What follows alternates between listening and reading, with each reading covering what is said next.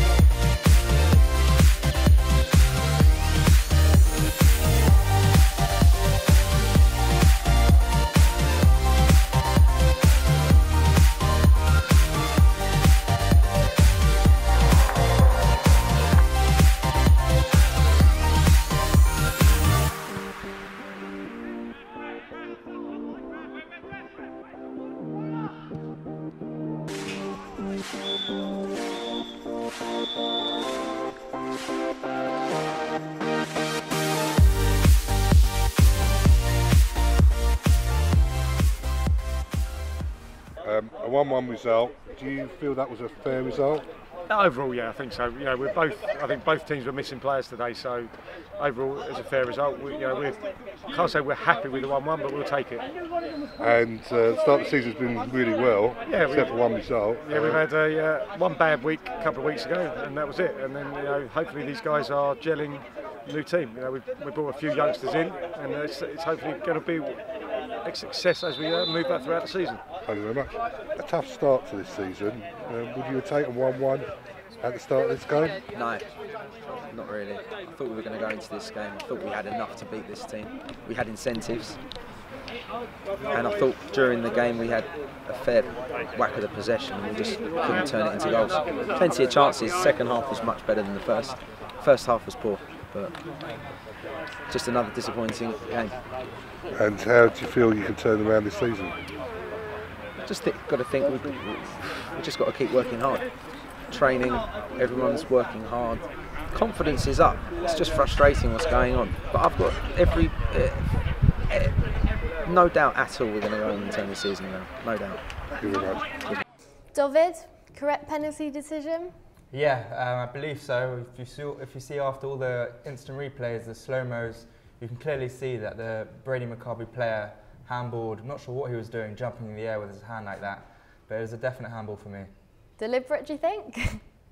No, I don't think so. I think he just jumped at a weird angle, but yeah, I don't think it was deliberate. Any players missing from the game?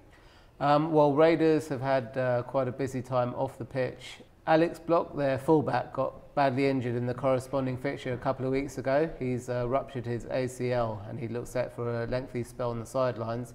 And also last week, Leron Manny, their attacking midfielder, the former player of the year, he signed for Maccabi London Lions Blue. So that was a big blow for Raiders. So it'd be interesting to see how they can adapt to those two problems. And yeah, as you said, Leron Manny, a huge player for them. How much of a miss is he going to be? Well, the beauty of Leron is that he scores lots of goals and he creates plenty of assists for his teammates and the players around him. So I've got a feeling they're going to have to bring someone new to the club. What was your take on the penalty? If there's one man I would like to take a penalty for me, it's David Dinkin. He's got an excellent success rate, doesn't miss too many. I thought he was going to put it to the keeper's right, having been at Raiders previously, but he surprised me in particular, put it down the middle, keeper went the wrong way, and it was a very good shot. Looking at the goal, Ricky Rinder seemed to play a huge part. He was nominated by Brady's Joel Nathan for the Man of the Match award. He's having a really good season so far, and he could be the man to take Brady places this season. Let's move on to the second game, L'Equipe v Los Blancos in Division 1.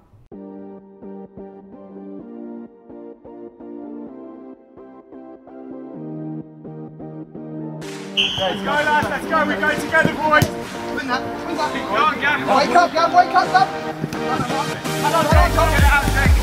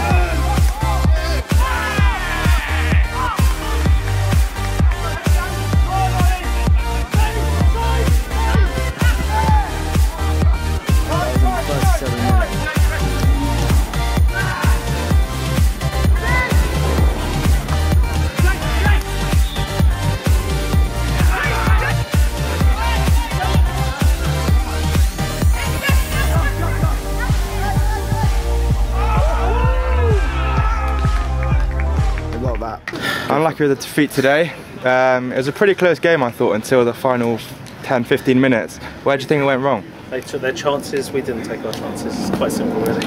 Yeah.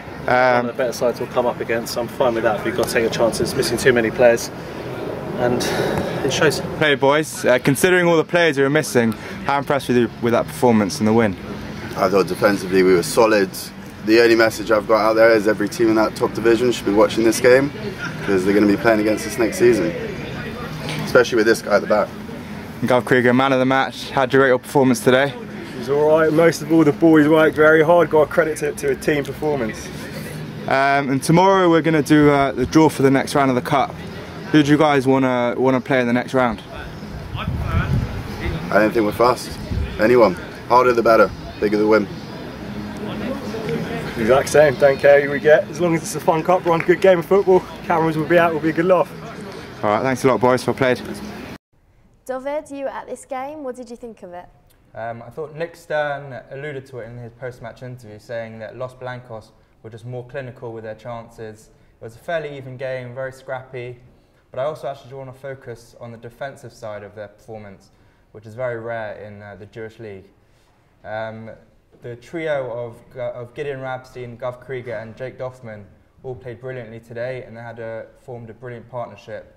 In a previous episode, I criticised Rapston quite a bit for one of the goals, but I think this time he played brilliantly. He commanded his area really well, and he coped with the high balls in a very, very difficult match incredibly well. So I was very impressed with him there. And in terms of man of the match, Gov Krieger at the back with Jake Doffman formed a brilliant partnership. He contributed both offensively and defensively. Unfortunately for the first goal, the cameraman couldn't quite catch the assist that Gov Krieger did. Great ball over the top for Ollie Said. But hopefully this clip here will do him justice with a last-ditch challenge to prevent L'Equipe from getting back into the match at 2-0 up. So there you have it, Rapsteen redeemed himself. Danny, Nick Stern, the Edgar Davids of the MGB SFL. Well, Nick had an excellent season last year as player-manager for L'Equipe when they won the Division 2 title. This time around, he seems to be finding things a little bit harder in terms of availability and player commitment. And I know he wasn't happy that the squad he put out wasn't equal to Los Blancos on the day. But I have to say, I've been very impressed with Los Blancos in their start this season. Svi Friedman's had an excellent start. He's on course to win Player of the Month. And they scored 4 goals without Simon Moses, so they look the real deal this season. David, how hard is it to go up a division in this league? Yeah, it's very difficult, considering there's a big change in the competition, a big difference in the teams that they'll be playing. I think in the lower division, most teams are fairly new, so everyone's on even playing fields, I guess. But as you go up the divisions, you see teams who are more cohesive, they know each other better, so it's much more difficult to go up against them. Danny, do you think there's a big gulf in the league? Well, I've played in all 3 divisions, even back in the day when there were 6 divisions. So there's a big jump, obviously, between the Premier and Division 2. Division 1 to the Premier, the top teams there, a lot of it boils down to fitness and training, organisation, etc. So if you look at the league overall, Brady, Maccabi are at the top, other teams at the top, Oakwood, Hendon, Redbridge, Raiders and Lions. And then towards the bottom of Division 2, you've got Faithful B and Boca. So if those teams played one another in a round robin, for example, then I think the top teams are still streets ahead. As you can see from this clip, Krieger enjoyed that clean sheet a lot. And now it's time for the second round draw of the Cyril Anekstein Cup. I'll be picking the home teams. And I'll be picking the away teams. And we're in the presence of a representative for the MGB SFL. So let's start. Number 5. Fairlop.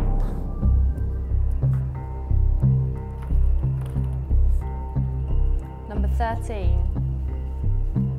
Hendon United Sports. Number 6. Maccabi London Lions White. Number 11. Faithfold A. Lucky number 7. Brady Maccabi. Number 16. Temple Fortune B. Number 10. Los Blancos. Number 1. North London Raiders B. Number 2. Oakwood B. Number 9. Bayern München.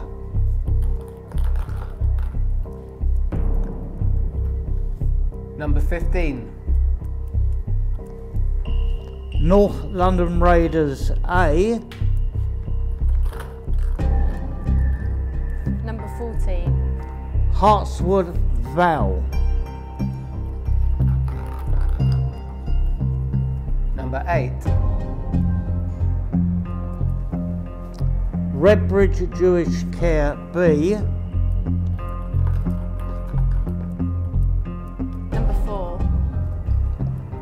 Oakwood A. Last match is number 12. FC Team. Number 3. Camden Park. And that completes the draw for round 2 of the Cyril Anekstein Cup.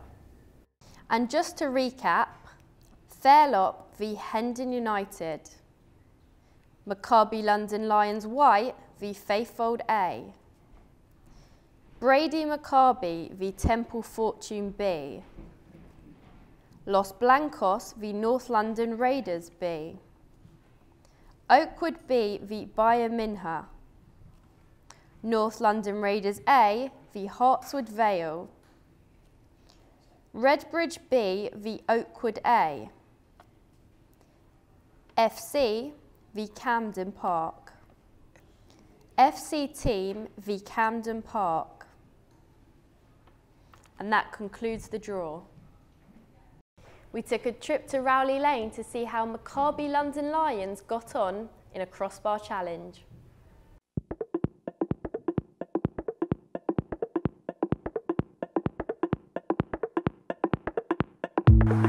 Jamie Jackson, single, call me.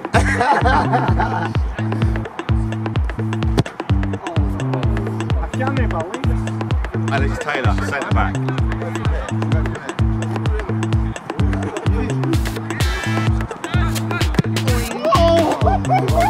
We're going to closer, go on.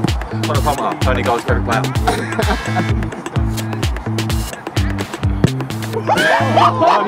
Not anymore.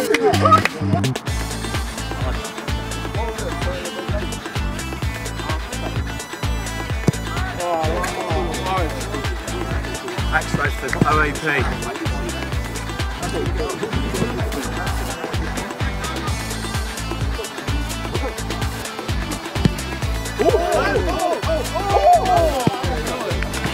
That's experience.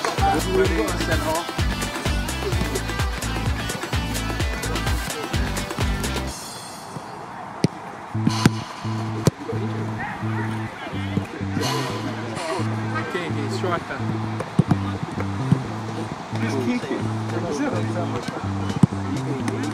He's just got one name as well, he's just got one name. No surname. Oh, that's nice. Oh! I'm having that. How old are you?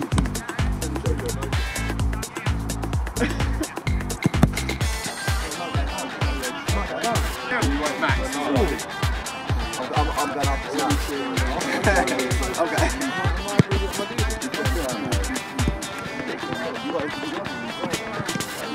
Stamps. Has been.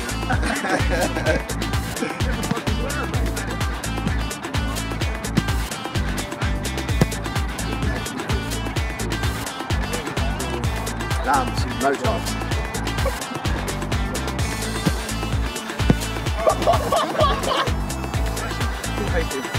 Zero shot.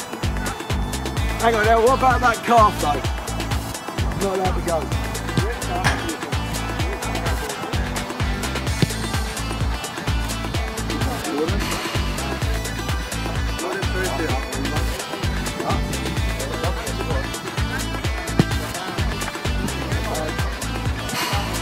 EJ, seriously old. Goalkeeper. Should be able to do this. TJ, reserve. Goalkeeper. Oh, not bad effort, Deej. Absolutely pathetic. Danny, how's the league tables looking so far? So in the Premier Division, Brady Maccabi are still top, a point clear of Redbridge, although Redbridge have played 2 games less. North London Raiders are also up there. Hendon have had a very quiet start in the league because of cup commitments, as have defending champions Oakwood. Division 1, Los Blancos have got a 100% record, closely followed by Faithfold A, who I've seen a couple of times over the last fortnight and been really impressed with Avi Markovic's squad. Oakwood B played their first game and they lost a 7-goal thriller against Faithfold, but they look set for a very strong season as well. For me, Division 1, the way it's looking as it is, with Los Blancos, Faithfold, Raiders and Oakwood possibly coming up later, looks set to be a very strong division. Division 2, Fairlop at the top, a point clear of Catford, who they drew 1-1 with in a very good game on Sunday. Mill Hill Dons are having a very good run, as are Bayern München on 9 points. So those top 4 could possibly break away, and the only team from outside that group I can see joining them perhaps would be Rail Hendon. This week's Champagne Moment, we'll look at how to give a half-time team talk from Faithfold's manager, Avi Markovitz.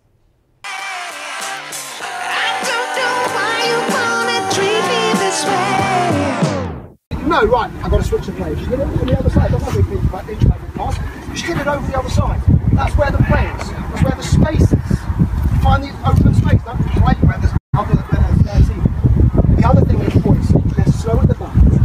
So try to play. I know it's not pretty football, but with the division below, we want to win. Everyone's over the top. They'll run all day for us. Our wingers keep running, making those runners in behind. Once you're into the final third of the pitch, though, to that point, you make the runs in. That's when you make the runs in. Once we're into the final third of the pitch, especially if it's on the side, because you'll get the space. That's exactly how people punish us. Come on, boys, just keep the work up. Well done. We'll run their socks off, yeah? Anyone who's tired. And that's it for this week. Thank you for joining us. Thank you, David. Thank you, Danny. Don't forget to like us on Facebook, subscribe to our YouTube channel and tweet us using the hashtag WhenSundayComes. We'll see you next time.